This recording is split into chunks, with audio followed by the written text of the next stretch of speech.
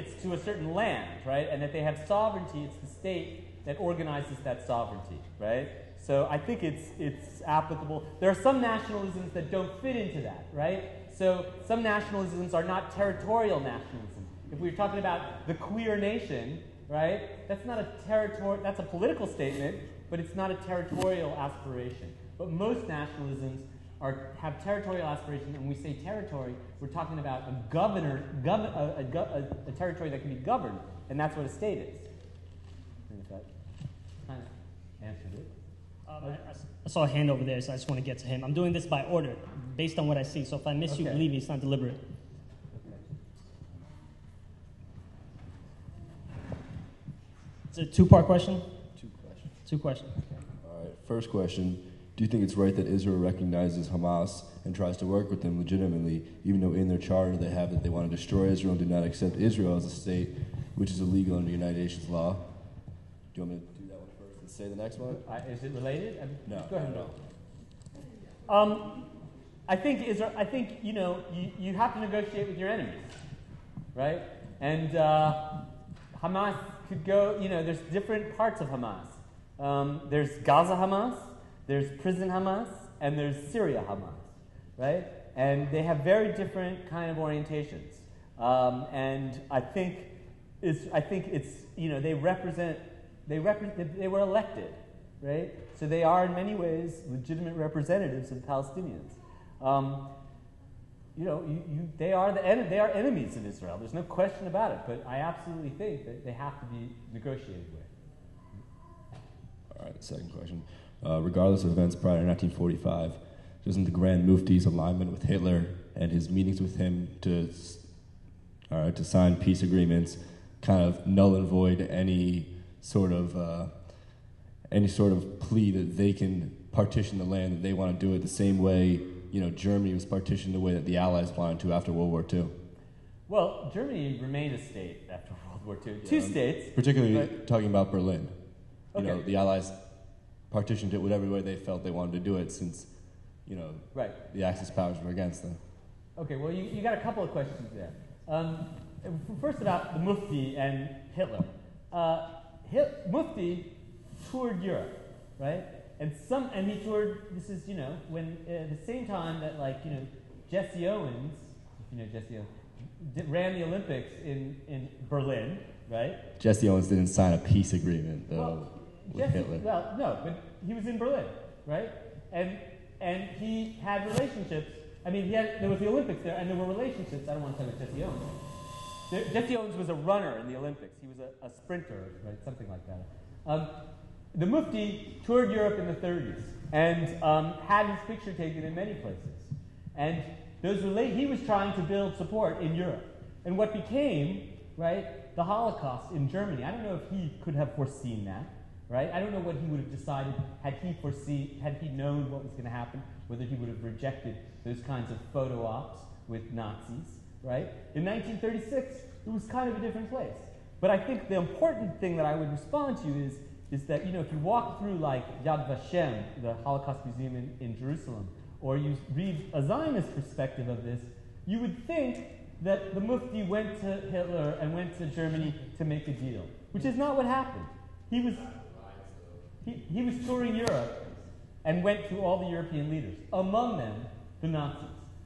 In retrospect, that became one of the most genocidal parties in the world. But I don't think that action delegitimizes the Palestinian aspirations. I don't think it delegitimizes Palestinian nationalism because this one guy had these meetings with the Nazis. And in terms of partition, look, the Nazis, even after what happened in Europe, Germany remained a state, right? It was a divided state, not because of the Soviets and America, but it remained a state.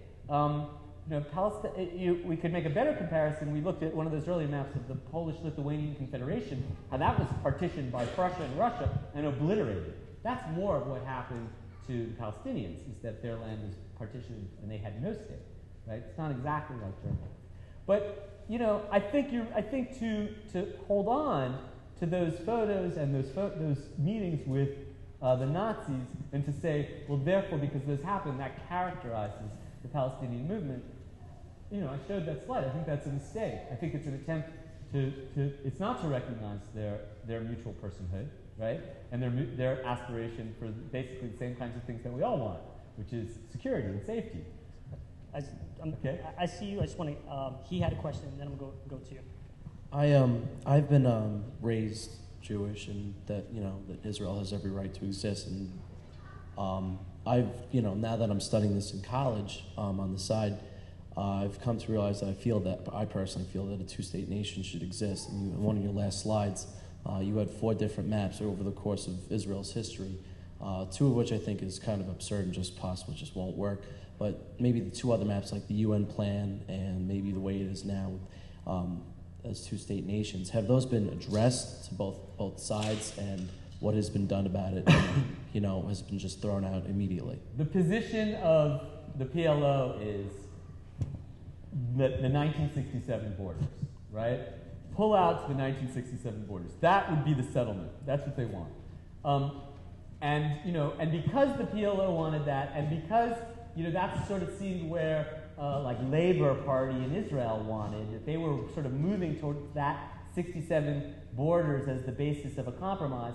For a long time, that's what I said, 2 states. But the details are tough, right? No states are really sovereign anymore. And in actuality, I think we need, the Palestinians need some things for their own sort of dignity in a way, like a team at the Olympics. We were just talking about the Olympics, a Palestinian flag, a soccer team, whatever.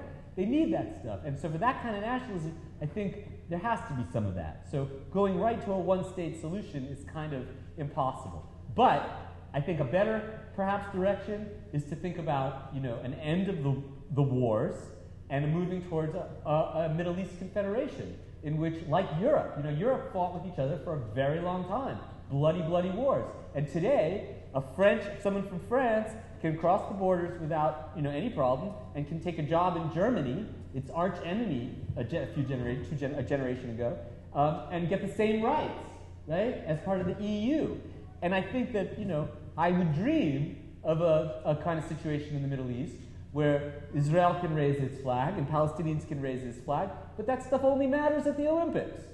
And people's rights as workers and as human beings and in healthcare are the same, right? And they can travel the same, but we're not there yet. We're kind of I don't think we're a million years off from that. I think that's very possible, but it's going to take some real work. I think some of the foundations for that came out of Oslo, especially the peace groups on both sides, are a really important step in that direction.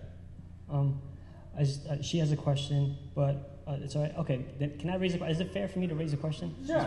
Okay. One of the last slides, you showed basically 4 pictures of Palestine, historic Palestine, and going throughout the ages, and what's left. What percentage is left for the Palestinians? And I want to know obviously, you see that the Palestinians, it's green in the 47. In 47 is about 6% of 6 to 9% is the research that was owned by Jews, that had been purchased by Jews, about 6 to 9%. Okay, and 2005 now? If I'm reading that correctly? Okay, yeah, 2005. What percentages of that? It's a single digit. I don't know. So Palestinians don't have a double digit as far as what they own. Well, in terms of what they control with the Palestinian Authority. The Palestinian Authority controls those green areas in 2005. There are Palestinians living throughout Israel. But that map shows you what is today under Israeli control and what is under Palestinian control. And one more part question. Is that going to get any smaller within the next decade? Well, the settlements are growing, right? The settlements are growing. The settlements have not stopped. You hear about that in the news. We're approaching 500,000 now. I mean, it depends what you're counting. Sometimes they take out 200,000 people, and they say 250,000 settlers, because they're not counting East Jerusalem. They're not counting areas of Jerusalem that were part of the West Bank that were annexed by Israel and brought, which is a different legal status. So you get a number like 250,000 settlers. But if you count East Jerusalem, which was part of the 67 war, then it's 400,000. So you see it's been getting smaller.